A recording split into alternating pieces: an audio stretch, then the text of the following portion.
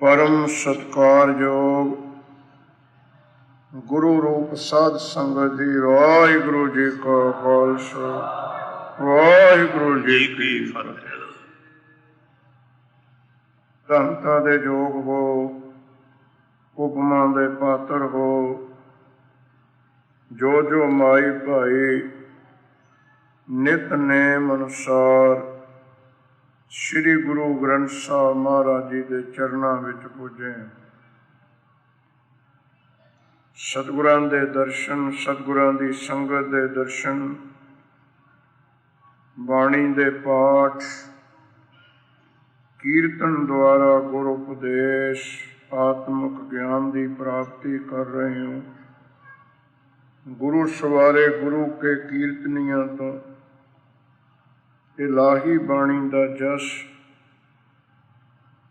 सतगुरां की बख्शी हुई रागां की दात द्वारा आप सरवण कर रहे सी, आनंद मान रहे सी। जिन्ना समा होर सतगुर बख्शदे ने, सतगुरां की पवित्र बाणी साहब श्री गुरु गोबिंद सिंह महाराज जी के श्री मुख तो तुर की बाणी, नितनेम जी की बाणी दी विचार जो गुरु कृपा नाल चल रही है, उस विचार दे नाल आपां जुड़िए। शरधा भावना नाल बैठ के समय नू, सवासां नू सफले करिए। दूसरे सवैये विच श्री गुरु गोबिंद सिंह महाराज जी ने राज सता दा, पदार्थवाद का जिक्र किया।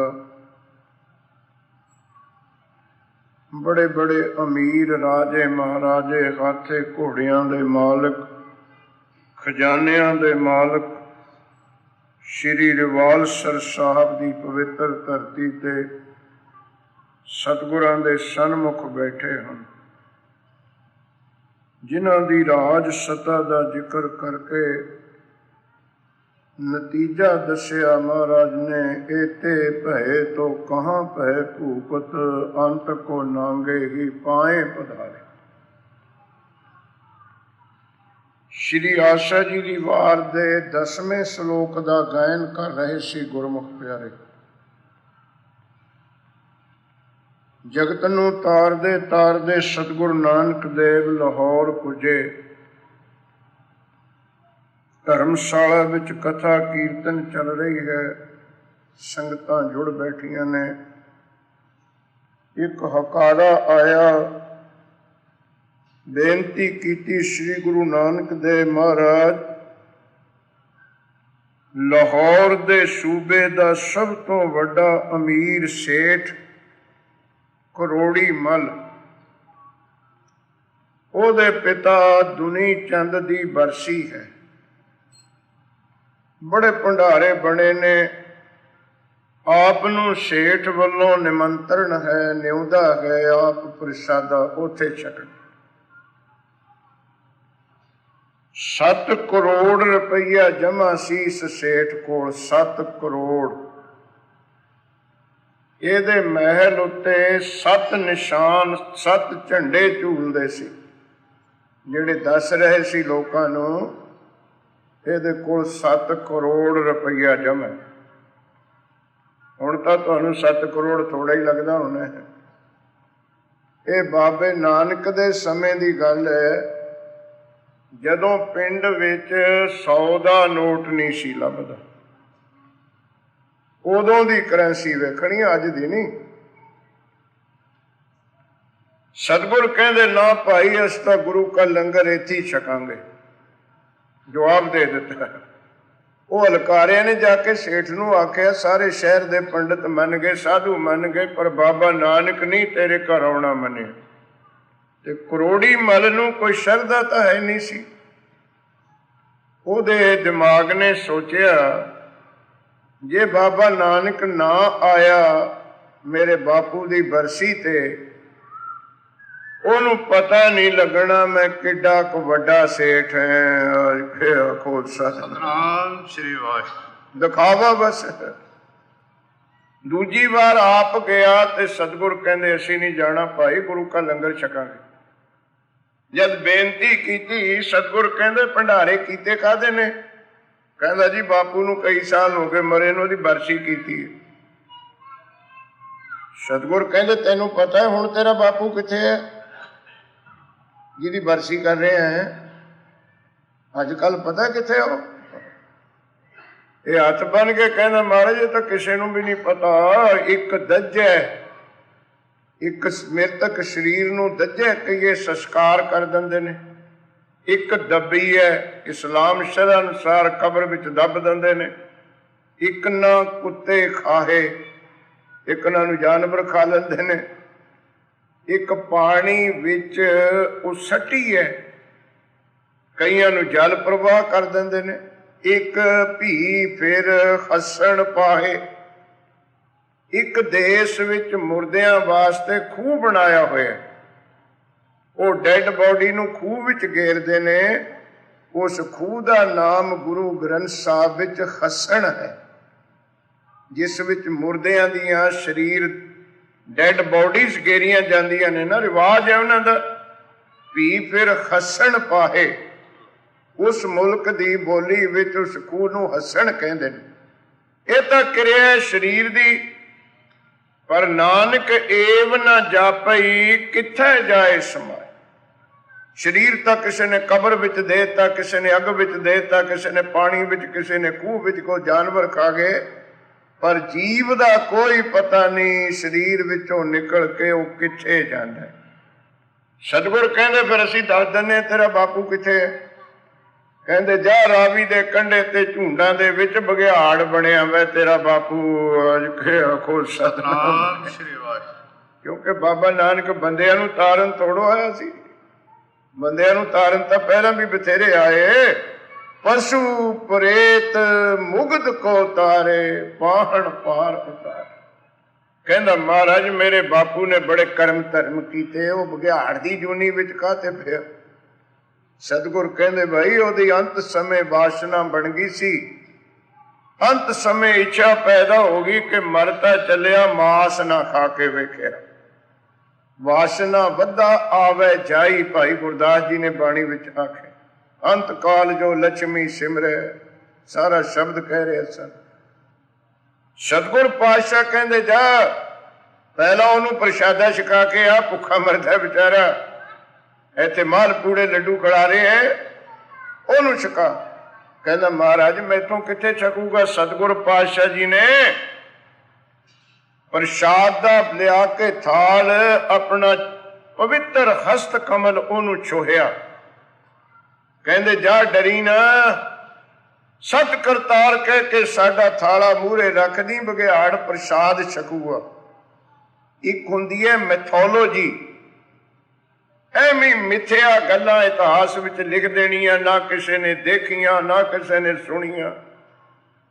ਸਾਡੇ 10 ਗੁਰੂਆਂ ਦਾ ਇਤਿਹਾਸ ਹੈ, ਮਿਥਿਹਾਸ ਨਹੀਂ ਹੈ। ਜੋ ਵੀ ਕਥਾ ਕਹਾਣੀ ਸਾਡੇ ਸਤਿਗੁਰਾਂ ਦੀ ਤੁਹਾਡੇ ਸਾਹਮਣੇ ਆਵੇਗੀ, ਉਹ ਲੱਖਾਂ ਲੋਕਾਂ ਦੇ ਸਾਹਮਣੇ ਹੋਈ ਹੋਈ ਘਟਨਾ ਹੈ। ਉਹ ਕੋਈ ਗੁਪਤ ਘਟਨਾ ਨਹੀਂ ਹੋਈ ਸਾਡੇ ਸਤਿਗੁਰਾਂ ਦੀ। ਜੋ ਵੀ ਕੀਤਾ ਸੰਸਾਰ ਦੇ ਸਾਹਮਣੇ ਕੀਤਾ। ਕਹਿੰਦਾ ਮਹਾਰਾਜ ਬਘਿਆੜ ਹੈ। ਕਹਿੰਦੇ ਕੁਝ ਨਹੀਂ। ਕਹਿੰਦਾ ਜਾ ਰਥਾਂ ਤੇ ਚੜ੍ਹ ਕੇ ਗਿਆ, ਪਰ ਫੇਰ ਵੀ ਬੰਦੂਕਾਂ ਬਦਾਖਾਂ ਵਾਲੇ ਨਾਲ ਲੈ ਗਿਆ। ਕਹਿੰਦਾ ਪਤਾ ਹੀ ਨਹੀਂ ਜੇ ਬਾਪੂ ਨੇ ਨਾ ਪਛਾਣੇ ਤਾਂ ਕੰਮ ਗੜਬੜ ਹੋ ਜੂਗੀ। ਅਜੇ ਆਖੋ ਸਤਿਨਾਮ। ਆਪਣੀ ਹਿਫਾਜ਼ਤ ਕਰਕੇ ਤੁਰਿਆ। ਉਹਨੇ ਵੇਖਣਾ ਕਿ ਮੇਰਾ ਮੁੰਡਾ ਕਰੋੜੀ ਮਲ ਕਿਤੇ ਮੈਨੂੰ ਇਹਨੇ ਛਕ ਜਾਵੇ ਬੰਦੂਕਾਂ।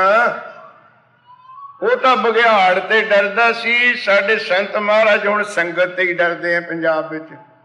ਉਹ ਕੀਰਤਨ ਕਰਨ ਲੱਗੇ ਵੀ ਬੰਦੂਕਾਂ ਚੱਕੀ ਫਿਰਦੇ ਆ। ਕੋ ਸਤਨਾਮ। ਫਿਰ 2 ਬੰਦੂਕਾਂ ਇੱਧਰ ਖੜਦੇ ਆ, 2 ਇੱਧਰ ਖੜਦੇ ਆ, 2 ਪਿਛਲੇ ਪਾਸੇ ਖੜਦੇ ਆ, ਤਾਂ ਬਾਬਾ ਬਾਜਾ ਵਜਾਉਂਦਾ ਹੈ। ਉਹ ਭਲੇ ਮਾਨਸਾ ਤੂੰ ਸ੍ਰੀ ਗੁਰੂ ਗ੍ਰੰਥ ਸਾਹਿਬ ਦੇ ਕੋਲ ਆ ਗਿਆ, ਇਹਦੇ ਨਾਲੋਂ ਵੱਡਾ ਰੱਖਣ ਵਾਲਾ ਤੈਨੂੰ ਕੌਣ? ਜੇ ਸ੍ਰੀ ਗੁਰੂ ਗ੍ਰੰਥ ਸਾਹਿਬ ਦਾ ਭਰੋਸਾ ਨਹੀਂ ਤੇ ਬੰਦੂਕਾਂ ਕਿੱਥੇ ਰੱਖਣਗੀਆਂ ਤੈਨੂੰ? ਨਾਲੇ ਸਾਡੇ ਲਾਣਾ ਜਿਹੜਾ ਬੰਦੂਕਾਂ ਚੱਕੀ ਫਿਰਦਾ ਨਾ ਹੁਣ ਚਿੱਟੇ ਚੋਲੇ ਵਾਲੇ, ਉਹਨਾਂ ਦੀਆਂ 2 ਗੱਲਾਂ ਨੋਟ ਰੱਖਿਓ। ਇੱਕ ਤਾਂ ਜਿਹੜੀਆਂ ਬੰਦੂਕਾਂ ਉਹ ਚੱਲਣ ਵਾਲੀਆਂ ਨਹੀਂ ਹੈ, ਨੰਬਰ 2, ਜਿਹੜੇ ਚੱਕੀ ਫਿਰਦੇ ਉਹਨਾਂ ਨੂੰ ਚਲਾਉਣੀ ਨਹੀਂ ਆਉਂਦੀ। ਅੱਜ ਖੋ ਸਤਨਾਮ, ਦੋਏ ਗੱਲਾਂ ਇਕੱਠੀਆਂ ਹੋਈਆਂ। ਸ਼ਾਸਤਰ ਗੁਰਮੁਖ ਪਿਆਰਿਓ ਕਿਤੇ ਆਮ ਚੱਲਦਾ ਹੈ, ਕੋਈ ਟ੍ਰੇਨਡ ਬੰਦਾ ਹੋਵੇ ਤੇ ਇਹਨੂੰ ਵਰਤ ਸਕੇ। ਹੈ ਉਦਾਂ ਹੀ ਜਰ ਲੱਗੀਆਂ ਵੀ ਜਿਹੜੀਆਂ ਕਿਤੇ ਕੰਮ ਨਹੀਂ ਆਉਂਦੀਆਂ, ਮੋਢੇ 'ਚ ਪਾ ਕੇ ਦਿਖਾਵਾ ਕੀਤਾ। ਹਰ ਬਿਨ ਕੋਈ ਮਾਰ ਜਿਵਾਲ ਨਾ ਸਾਕੇ। ਸ੍ਰੀ ਗੁਰੂ ਗ੍ਰੰਥ ਸਾਹਿਬ ਨਾਲੋਂ ਤੇਰਾ ਵੱਡਾ ਰਖਕ ਕੌਣ ਹੋ ਸਕਦਾ ਦੁਨੀਆ ਵਿੱਚ? ਗਿਆ ਸ਼ਸਤਰ ਲੈ ਕੇ ਗਿਆ, ਬਘਿਆੜ ਨਿਕਲਿਆ, ਗੁਰੂ ਨਾਨਕ ਪਾਤਸ਼ਾਹ ਦਾ ਸੀਤ ਪ੍ਰਸਾਦ ਛਕਿਆ। ਇਹ ਛਕਦੇ ਸਾਰ ਚੜ੍ਹਾਈ ਕਰ ਗਏ। ਇਹ ਕਹਿਣ ਲੱਗਾ ਜੇ ਮੇਰੇ ਬਾਪੂ ਦੀ ਆਤਮਾ ਹੈ ਤੂੰ, ਤੇ ਤੇਰੇ ਪੁੰਨ ਕਰੇ ਹੋਏ ਕਿੱਥੇ ਗਏ, ਦਾਨ ਕਿੱਥੇ ਗਏ? ਤੂੰ ਬਘਿਆੜ ਬਣਿਆ ਫਿਰਦਾ। ਉਸ ਬਘਿਆੜ ਦੀ ਰੂਹ ਵਿੱਚੋਂ ਆਵਾਜ਼ ਆਈ, ਉਹ ਮੇਰੇ ਪੁੰਨ ਤੇ ਦਾਨ ਕਰਿਆਂ ਦਾ ਹੀ ਫਲ ਹੈ ਕਿ ਬਾਬਾ ਨਾਨਕ ਆਇਆ ਬੈਠਾ ਆ। ਜਿਹੜਾ ਉਹਨੇ ਪ੍ਰਸ਼ਾਦ ਭੇਜਿਆ ਕਿਤੇ ਐਵੇਂ ਭੇਜੇ, ਇਹ ਮੇਰੇ ਦਾਨ ਪੁੰਨਾਂ ਦਾ ਹੀ ਫਲ ਹੈ। ਜਾ ਉਹਦੇ ਚਰਨ ਫੜ ਲੈ, ਸ਼ਰਨ ਲੈ ਲਾ ਉਹਦੀ।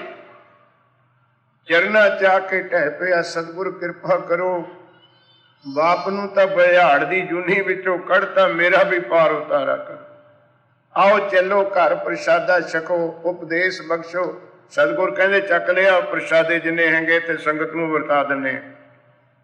ਇਹਨੇ ਸੋਚਿਆ ਜੇ ਬਾਬਾ ਘਰ ਨਾ ਗਿਆ ਤੇ ਮੇਰੀ ਵਡਿਆਈ ਦਾ ਪਤਾ ਨਹੀਂ ਲੱਗਣਾ। ਕਹਿੰਦਾ ਮਹਾਰਾਜ ਘਰ ਚਰਨ ਪਾਓ। ਚਰਨ, ਬੜੇ ਚਰਨ ਪੈਨੇ ਅੱਜ ਕੱਲ ਘਰਾਂ 'ਚ। ਬਾਬਿਆਂ ਨੂੰ ਉਦਾਂ ਹੀ ਕਹਿ ਦੋ ਵੀ ਘਰ ਚਲੋ ਜੀ ਪ੍ਰਸ਼ਾਦਾ ਛਕਿਓ। ਆ ਕਹਿਣ ਤੇ ਹਟ ਜਾਓ, ਬਾਬਾ ਜੀ ਥੋੜੇ ਚਰਨ ਪਾਉਣੇ। ਚਰਨ, ਚਰਨ ਬਾਬਾ ਤੁਹਾਨੂੰ ਵੱਢ ਕੇ ਦੇ ਦੂਗਾ ਵੀ ਜਾ ਕੇ ਲੈ ਜਾਓ ਘਰ ਰੱਖ ਲਓ। ਸਤਨਾਮ, ਜੇ ਬਾਬਾ ਜਾਊ ਤਾਂ ਹੀ ਚਰਨ ਜਾਣਗੇ।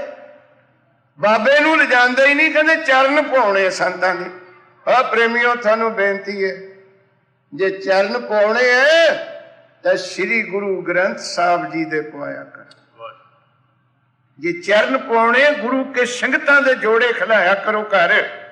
ਇਹਦੇ ਜਿਹੜੇ ਚਰਨ ਨੇ ਸਾਡੇ ਬਾਬੇ ਦੇ ਹੁੰਦੇ ਵੀ ਸੀ, ਬਾਪੂ ਦੇ ਹੁੰਦੇ ਵੀ ਸੀ, ਹੁਣ ਵੀ ਹੈਗੇ, ਉਹ ਗਾਂ ਨੂੰ ਵੀ ਹੋਣਗੇ। ਮੇਰੇ ਵਰਗੇ ਦੇ ਚਰਨਾਂ ਦਾ ਤਾਂ ਪਤਾ ਨਹੀਂ ਕੱਲ ਨੂੰ ਹੋਣਗੇ ਕਿ ਨਹੀਂ। ਅੱਜ ਖੁਦ ਸਤਨਾਮ, ਉਹਦੇ ਚਰਨਾਂ ਨਾਲ ਜੁੜੋ ਜਿਹੜੇ ਸਦੀਵ ਆਬਾਦ ਸੱਚ ਨੇ। ਉਹ ਸ੍ਰੀ ਗੁਰੂ ਗ੍ਰੰਥ ਸਾਹਿਬ ਜੀ ਦੇ ਚਰਨ ਹਨ। ਗੁਰ ਕੇ ਚਰਨ ਜੀ ਕਾ ਨਿਸਤਾਰਾ। ਕਹਿੰਦਾ ਮਹਾਰਾਜ ਘਰ ਚੱਲੋ, ਤੁਹਾਡੇ ਚਰਨ ਪਾਉਣੇ ਆ। ਮਹਾਰਾਜ ਸਮਝ ਗਏ ਵੀ ਚਰਨ ਨਹੀਂ ਪਾਉਣੇ, ਇਹਨੇ ਆਪਣੀਆਂ ਧੱਜਾਂ ਦਿਖਾਉਣੀਆਂ, ਮਹਿਲ ਦਿਖਾਉਣੇ। ਬਾਬਾ ਜੀ ਕਹਿੰਦੇ ਚਲੋ। ਜਦ ਮਹਿਲਾਂ ਦੇ ਕੋਲ ਆਇਆ, ਇਹਨੂੰ ਹੋਰ ਸ਼ੰਕਾ ਪੈ ਗਈ, ਜੇ ਬਾਬਾ ਇੱਕੋ ਕਮਰੇ ਵਿੱਚ ਬੈਠ ਗਿਆ ਫੇਰ ਵੀ ਮੇਰਾ ਮਹਿਲ ਨਹੀਂ ਦੇਖ ਹੋਣਾ। ਸਤਿਗੁਰਾਂ ਨੂੰ ਕਹਿੰਦਾ ਮਹਾਰਾਜ ਮੇਰੇ ਨਾਲ ਨਾਲ ਆ ਜਾਓ, ਸਾਰੀ ਕੋਠੀ ਵੇਖੋ, ਸਾਰਾ ਮਹਿਲ ਵੇਖੋ, ਜਿਹੜਾ ਕਮਰਾ ਤੁਹਾਡੇ ਪਸੰਦ ਹੋਊਗਾ ਉੱਥੇ ਤੁਹਾਡੇ ਆਸਣ ਲਾਉਂਗਾ। ਬਾਬਾ ਜੀ ਤਾਂ ਜਾਣਦੇ ਹੀ ਤੇ ਤੁਰੀ ਗਏ। ਕਰੋੜਾਂ ਰੁਪਈਏ ਦੇ ਮਹਿਲ, ਹਜ਼ਾਰਾਂ ਰੁਪਈਏ ਦੇ ਬੈੱਡ ਕਾਉਚ ਲੱਗੇ ਵੇ, ਗਲੀਚੇ ਵਿਛੇ ਵੇ, ਸ਼ਿੰਗਾਰ ਹੋਏ ਹੋਏ, ਡੈਕੋਰੇਸ਼ਨ ਹੋਈ, ਸਭ ਦੇਖੀ ਗਏ ਗੁਰੂ ਨਾਨਕ ਦੇਵ ਜੀ। ਸਤਿਗੁਰਾਂ ਨੂੰ ਕਹਿੰਦਾ ਮਹਾਰਾਜ ਦੱਸੋ ਕਿੱਥੇ ਪਲੰਗ ਡਾਵਾਂ ਤੁਹਾਡਾ? ਸਤਿਗੁਰ ਕਹਿੰਦੇ ਆ ਜਾ ਦੱਸਦੇ। ਬਾਹਰ ਨਿਕਲ ਕੇ ਨਾ ਮਹਿਲ ਤੋਂ ਕੱਲਰ ਵਿੱਚ ਭੂੰਜੇ ਹੀ ਬੈਠ ਗਏ ਗੁਰੂ ਨਾਨਕ ਦੇਵ ਧਰਤੀ ਤੇ।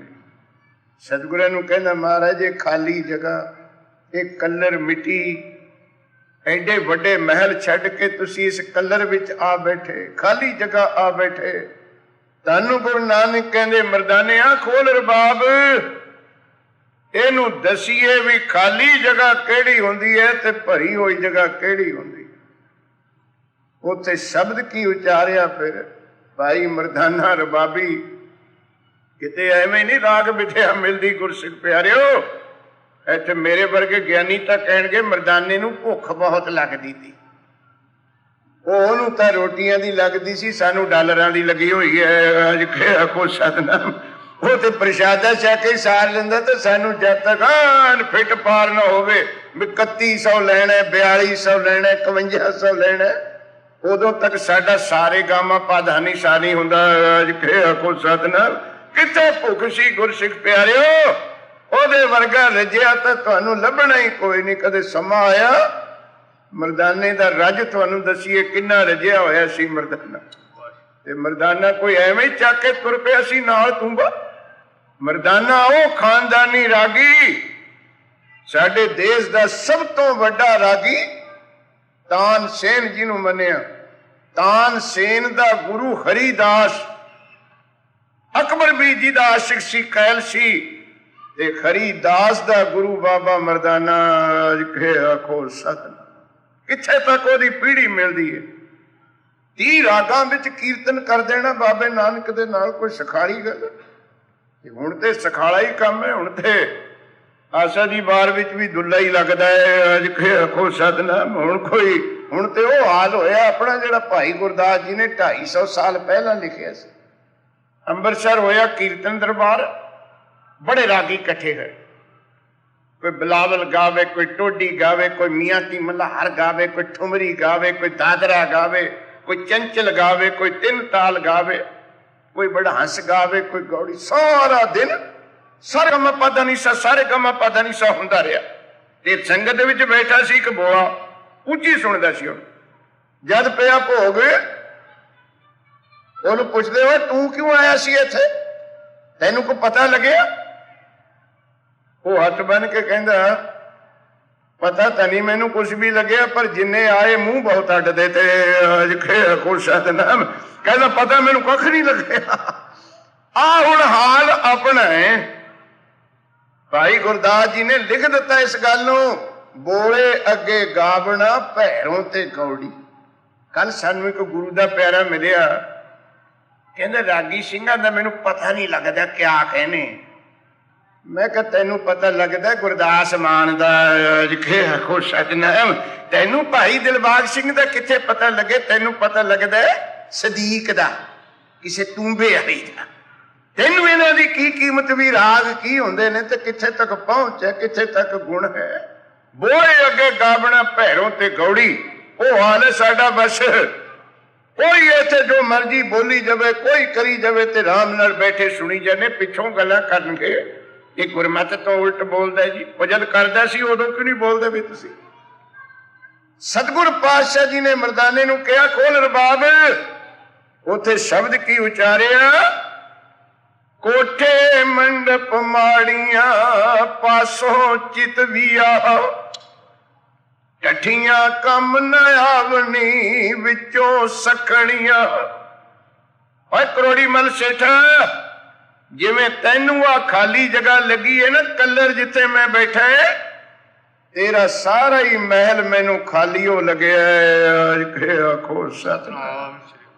ਤੂੰ ਲੱਖਾਂ ਰੁਪਈਆਂ ਦੇ ਵਿੱਚ ਸਮਾਨ ਰੱਖੇ ਹੋਏ, ਉਹ ਖਾਲੀ ਹੈ ਤੇਰਾ ਮਹਿਲ। ਕਾਹਤੋਂ ਬਿਨਾ ਕਿਸੇ ਕਮਰੇ ਵਿੱਚੋਂ ਆਵਾਜ਼ ਨਹੀਂ ਆਈ ਸਤਨਾਮ ਸ਼੍ਰੀ ਵਾਹਿਗੁਰੂ। ਜਦ ਆ ਠੋਕਰ ਮਾਰੀ ਨਾ, ਚਰਨਾਂ ਤੇ ਢਹਿ ਪਿਆ, ਕਹਿਣ ਲੱਗਾ ਮਹਾਰਾਜ ਆ ਗਏ, ਹੁਣ ਤੂੰ ਭਰ ਦੇ ਫਿਰ ਇਹਨੂੰ, ਨਾਮ ਧਨ ਨਾਲ ਭਰ ਦੇ। ਵਿਹੜੇ ਵਿੱਚ ਬੈਠੇ ਨੇ ਲਾਹੌਰ ਸ਼ਹਿਰ ਕਰੋੜੀ ਮਲ ਦੀ ਕੋਠੀ ਵਿੱਚ। ਉਦੋਂ ਉਚਾਰਿਆ ਆਸਾ ਜੀ ਦੀ ਵਾਰ ਦਾ 10ਵਾਂ ਸ਼ਲੋਕ, ਜਿਹੜੇ ਗੁਰਮੁਖ ਪਿਆਰੇ ਗਾਇਨ ਕਰ ਰਹੇ ਸੀ। ਇਹ 10ਵਾਂ ਸ਼ਲੋਕ ਆਸਾ ਜੀ ਦੀ ਵਾਰ ਦਾ, ਕਰੋੜੀ ਮਲ ਸੇਠ ਦੇ ਘਰ, ਉਹਦੇ ਵਿਹੜੇ ਵਿੱਚ ਬੈਠ ਕੇ ਸ੍ਰੀ ਗੁਰੂ ਨਾਨਕ ਦੇਵ ਜੀ ਨੇ ਸਾਨੂੰ ਬਖਸ਼ਿਸ਼ ਕੀਤਾ। ਕੂੜ ਰਾਜਾ, ਕੂੜ ਪਰਜਾ, ਕੂੜ ਸਭ ਸੰਸਾਰ, ਕੂੜ ਮੰਡਪ, ਕੂੜ ਮਾੜੀ। ਇਹੀ ਅਵਸਥਾ ਸਾਹਿਬ ਸ੍ਰੀ ਗੁਰੂ ਗੋਬਿੰਦ ਸਿੰਘ ਮਹਾਰਾਜ ਜੀ ਨੇ ਕੱਲ ਦੇ ਸਵਈਏ ਵਿੱਚ ਸਾਨੂੰ ਬਖਸ਼ਿਸ਼ ਕੀਤੀ ਸੀ। ਅੰਤ ਕੋ ਨਾਂਗੇ ਹੀ ਪਾਏ ਪਧਾਰੇ। ਆ ਜਦੋਂ 10ਵਾਂ ਸ਼ਲੋਕ ਮਹਾਰਾਜ ਤੋਂ ਸੁਣਿਆ, ਕੀਰਤਨ ਸੁਣਿਆ, ਬੈਰਾਗ ਆ ਗਿਆ। 7 ਕਰੋੜ ਰੁਪਈਆ ਸਤਿਗੁਰਾਂ ਨੂੰ ਕਹਿੰਦਾ ਮਹਾਰਾਜ ਦੱਸੋ ਕਿੱਥੇ ਲਾਵਾਂ? ਕਹਿੰਦੇ ਇਹ ਗਰੀਬਾਂ ਤੋਂ ਵਿਆਜ ਪਰ ਵਿਆਜ ਲਾ ਕੇ ਤੇਰੇ ਬਾਪ ਨੇ ਇਕੱਠਾ ਕੀਤਾ, ਇਹਨੂੰ ਗਰੀਬਾਂ ਦੇ ਭਲੇ ਵਾਸਤੇ ਜਿਤਨੀਆਂ ਧਰਮਸ਼ਾਲਾ ਲਾਹੌਰ ਵਿੱਚ ਬਣੀਆਂ, ਨੋਟ ਕਰ ਲਿਓ, ਕਰੋੜੀ ਮਲ ਸੇਠ ਦੇ ਪੈਸਿਆਂ ਨਾਲ ਬਣੀਆਂ। ਇੱਕ ਹੋਰ ਹਿਸਟੋਰੀਕਲ ਪੁਆਇੰਟ ਲਓ, ਕਰਤਾਰਪੁਰਾ श्री गुरु नानक देव जी की अंतिम याद रावी के कंढे ते जिथे ज्योति जो समाए श्री गुरु नानक देव महाराज, जिथे गुरगद्दी दती है बाबा लहणा जी नूं गुरु अंगद बनाया, वो जेड़ा पिंड है ना करतारपुरा, ये किथे वसाया बाबे नानक ने? जिथे करोड़ी मल सेठ दे बाप नूं बघियाड़ दी जूनी विचों मुकत कीता सी। रावी दे कंढे जिथे बघियाड़ दी जूनी विचों छडाया सी ना दुनी चंद नूं, उस जगह करतारपुर है। ते वो सारे इलाके दी जमीन इस करोड़ी मल सेठ ने लाहौर दे सूबे तो अपने पैसिਆਂ ਦੀ खरीद के गुरु नानक दे नाम लवाई सी, जिथे करतारपुरा बसदा। उस पिंड दी सारी जमीन इस करोड़ी मल सेठ ने खरीद के बाबे नानक नूं दित्ती सी, ते बाबे नानक ने वसाया पिंड, पर पिंड दा नाम नानकपुरा नहीं रखिया, लक्ष्मीदासपुरा नहीं रखिया, श्री चंदपुरा नहीं रखिया, अपने परिवार दे नाम ते नहीं रखिया। उस नगर दा नां रखिया करतारपुरा, वाहिगुरु दा नगर, परमेश्वर दा नगर। ताही फिर वो नगर वडियाई ले गया गुरु ग्रंथ साहब विच, करतारपुर करता वसै संतन के पास। वो 7 करोड़ी सेठ, करोड़ापति सेठ, महाराज ने जदों ज्ञान बख्शिश कीता, मारिया सट्टां शब्द दियां, कूड़ मंडप, कूड़ माड़ी, कूड़ बैसणहार, कूड़ सिवना, कूड़ रूपा, कूड़ पहनणहार। ये जानते तो आप भी हैंगे, पता किनू नहीं हैगा, सब इंसनहार है, सब झूठ है, पर प्यार क्यों है, ये मोह क्यों है, नाले पता है भी झूठ है। महाराज कहते कूड़ कूड़ा नेहो लगा विसरिया करतार। पंजाब विचों आए हो, जब साडियां धीआं भैणां सवेरे विहड़ा संभरदियां सी ना, हुण भी संभरदियां, वो भर लैंदियां ने कूड़े दा टोकरा, तसला, ते जिस तसले टोकरे विच कूड़ा पाया हुंदा ना, कोई भैण तुसीं वेखी है उस टोकरे नूं अंदर नूं लिजांदी भी है, पेटी विच रखना। कोई कूड़े दे तसले नूं बीबी अंदर नूं लिजांदी वेखी है भी संदूख विच रखना। वो जिस तसले टोकरे विच कूड़ा हुंदा है, वो किथे नूं जांदा हुंदा है? जिथे पहला कूड़े दा ढेर होवे। कूड़ कूड़ा नहीं लगा, कूड़े दा टोकरा किथे नूं जाऊगा? जिथे पहला कूड़ा पे। ये कोई टोकरा नहीं आपा ही है। आ जिहड़ा 3.5 मन का टोकरा देही दा चक्की फिरदे हो, ये कूड़ नाले भरिया होया है। अज के आखो सतनाम। ये कूड़ा करकट इकट्ठा करके टोकरा भरता देही दा, पर ये जांदा किथे नूं है? जिथे गाहां भी कूड़े दा ढेर होवे, जिथे गाहां भी कूड़े वापरिया होवे, ते धन भागी हुंदे ने गुरसिख। टोकरा कूड़ दा ते आवे सच दे कोल, ताही तां भागां नाल मिलदी है ना संगत। कूड़ कूड़े नेहो लगा विसरिया करतार। 22 धार राजे बैठे ने जिन्हां दा कूड़ विच मोह है, कूड़ दे पसारे विच हौमे आया होया। उन्हां नूं श्री गुरु गोबिंद सिंह जी कहंदे, भाई एते पहे तो कहां पहे भूपत, अंत को नांगेगी पाए पधारे। अज तीसरा सवैया सुनो गुरु गोबिंद सिंह साहब जी दे मुख तो। इत्थे एक राजे दी गल है, दूसरे सवैये विच हुण अगे आ रही है उस राजे दी गल जो अपने देश विच राज नहीं कर रहा, जिन्हें आंधी गुआंढी राजे भी जित के अपने अधीन कीते हुए ने। एक हुंदा है राजा, एक हुंदा है महाराजा, एक हुंदा है पातशाह। राजे तो आम हुंदे ने रियासतां दे मालिक। 100 राजा जिसके अधीन होवे वो हुंदा है महाराजा। 100 महाराजा जी दे अधीन होवे वो हुंदा है पातशाह। है कोई राजियां दी लोड़ नहीं, कोई पटियाले जींद संगरूर नाभे दी लोड़ नहीं, कोई सिधिया राजे दी लोड़ नहीं, कोई निजाम दी हैदराबाद दी रियासत दी लोड़ नहीं। पर गुरु घर विच कौन पातशाह है? जिसनो बख्शे सिफत सलाह। ਨਾਨਕ ਪਾਤਸ਼ਾਹੀ ਪਾਤਸ਼ਾਹ। ਮੇਰੇ ਸਤਿਗੁਰ ਜੀ ਨੂੰ ਅਕਾਲ ਪੁਰਖ ਵਾਹਿਗੁਰੂ ਦੀ ਸਿਫਤ ਬਖਸ਼ ਦੇਣ, ਖੁਦਾ ਦੀ ਬੰਦਗੀ ਬਖਸ਼ ਦੇਣ। ਉਹ ਪਾਤਸ਼ਾਹਾਂ ਦਾ ਵੀ ਪਾਤਸ਼ਾਹ। ਆਓ ਸੁਣੋ ਸਤਿਗੁਰਾਂ ਦੀ ਪਵਿੱਤਰ ਬਾਣੀ, ਤੀਸਰੇ ਸਵਈਏ ਦਾ ਪਾਠ, ਤੇ ਸੁਣਨ ਵਾਸਤੇ ਹਿਰਦਿਆਂ ਵਿੱਚ ਬਣਾਈਏ ਜਗ੍ਹਾ। ਪਿਆਰ ਨਾਲ ਆਖੋ ਸਤਨਾਮ ਸ਼੍ਰੀ ਵਾਹਿਗੁਰੂ। ਵਾਹਿਗੁਰੂ ਜੀ ਜੀਤ ਫਿਰੇ ਸਭ ਦਿਸ ਦਿਸਾਨ ਕੋ। ਜੀਤ ਫਿਰੈ, ਜਿੱਧਰ ਨੂੰ ਵੀ ਚੜ੍ਹਾਈ ਕਰਕੇ ਜਾਵੇ ਜਿੱਤਾਂ ਹੀ ਜਿੱਤਾਂ। ਦੇਸ ਆਪਣਾ, ਦਿਸਾਨ, ਦਿਸ ਜਮਾ ਆਨ। ਦਿਸਾਨ ਸ਼ਬਦ ਦੋ ਸ਼ਬਦਾਂ ਦਾ ਜੋੜ ਹੈ, ਇੱਕ ਦਿਸ਼ਾ ਇੱਕ ਅਨ। ਅਨ ਕਹੀਏ ਦੂਜਾ।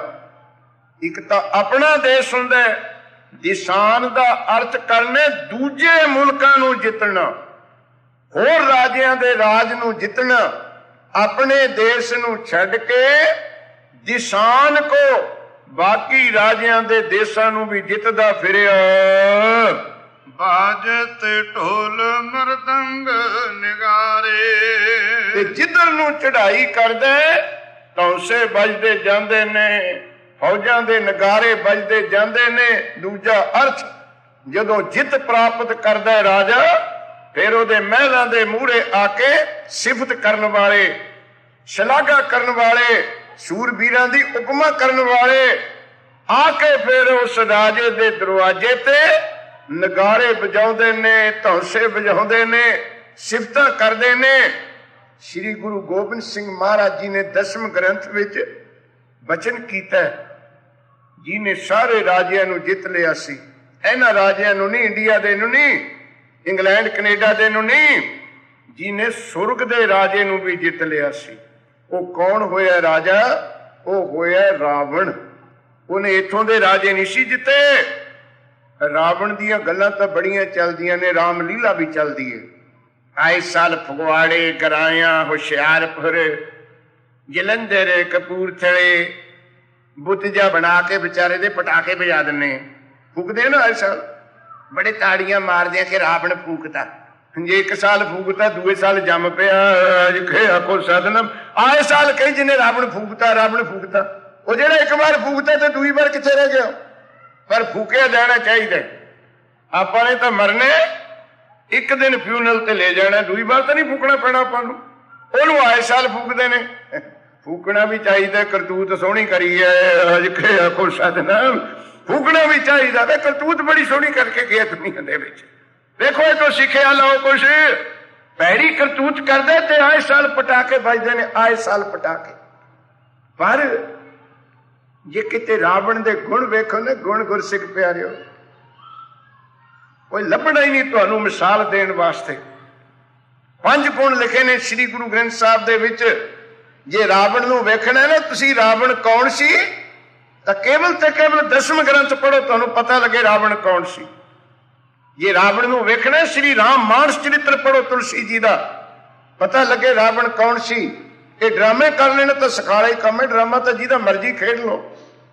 ਤਾਂ ਗੁਰਸਿੱਖ ਪਿਆਰਿਓ, 5 ਗੁਣ ਅੱਜ ਤੱਕ ਕਿਸੇ ਬੰਦੇ ਨੂੰ ਪ੍ਰਮਾਤਮਾ ਨੇ ਨਹੀਂ ਦਿੱਤੇ ਇਕੱਠੇ, ਤੇ ਸ਼ਾਇਦ ਗਾਂ ਵੀ ਕਿਸੇ ਨੂੰ ਨਾ ਦੇਵੇ। ਕਿਹੜੇ 5 ਗੁਣ? ਅਤ ਸੁੰਦਰ, ਜੀ ਤੋਂ ਵੱਧ ਦੁਨੀਆ ਵਿੱਚ ਕੋਈ ਸੁੰਦਰ ਨਾ ਹੋਵੇ। ਉਹ ਰਾਵਣ ਆਇਆ ਦੁਨੀਆ ਵਿੱਚ। ਸੁਣੋ ਉਹਦੀ ਸੁੰਦਰਤਾ ਸ੍ਰੀ ਗੁਰੂ ਗੋਬਿੰਦ ਸਿੰਘ ਜੀ ਦੇ ਮੁਖ ਤੋਂ। ਕਿੰਨਾ ਕੁ ਸੁੰਦਰ ਸੀ ਰਾਵਣ। ਦੇਖ ਪ੍ਰਤਾਪ ਤਪ ਤਪਨ ਕੋ ਮੰਦ ਹੋਤ। ਉਹਦੇ ਸਰੂਪ, ਉਹਦੇ ਮੁਖ ਦੀ ਲਾਲੀ ਵੇਖ ਕੇ ਨਾ ਸੂਰਜ ਦੀ ਧੁੱਪ ਵੀ ਫਿੱਕੀ ਪੈ ਜਾਂਦੀ ਸੀ। ਅਤ ਸੁੰਦਰ, ਜੀ ਤੋਂ ਵੱਧ ਕੋਈ ਸੁੰਦਰ ਨਾ ਹੋਵੇ।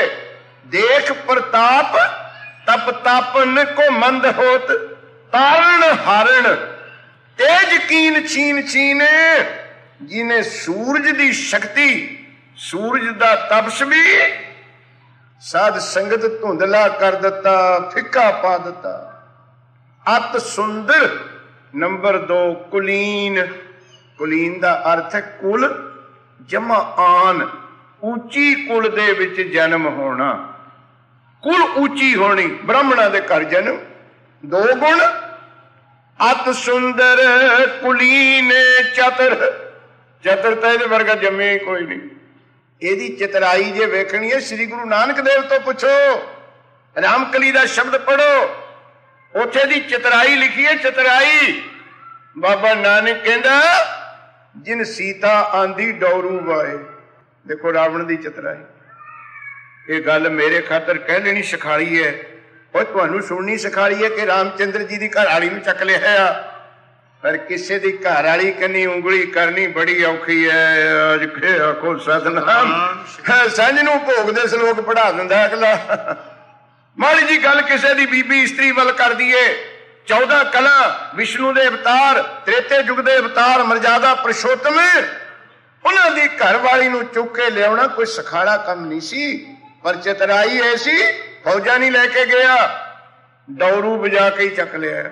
ਜਿਨ ਸੀਤਾ ਆਂਦੀ ਡੌਰੂ ਵਾਏ, ਮੰਗਤਾ ਬਣ ਕੇ ਹੀ ਡੌਰੂ ਵਜਾ ਕੇ ਹੀ ਚੱਕ ਲਿਆ। ਕੈਸੀ ਚਤਰਾਈ ਵਰਤੀ।